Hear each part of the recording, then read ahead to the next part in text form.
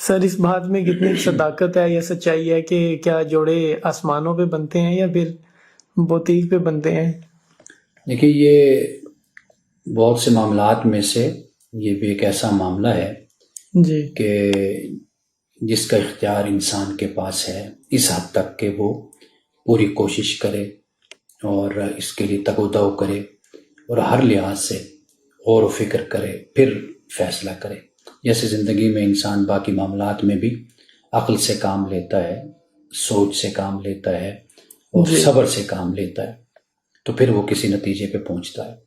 تو اس کا اختیار بھی اللہ تعالیٰ نے آپ کو مجھے دے رکھا ہے کہ ہم اپنی زندگی میں جیسے دیگر معاملات میں صحیح فیصلہ کرنے کی کوشش کرتے ہیں اور اس کے لیے پوری بھاگ دوڑ کرتے ہیں، تو اس کے لیے بھی ہمیں اسی طرح ہی بھاگ دوڑ کرنی چاہیے، پھر ہم اس فیصلے تک پہنچیں کہ ہم نے فلاں سے شادی کرنی ہے۔ آسمانوں پہ نہیں بنتے۔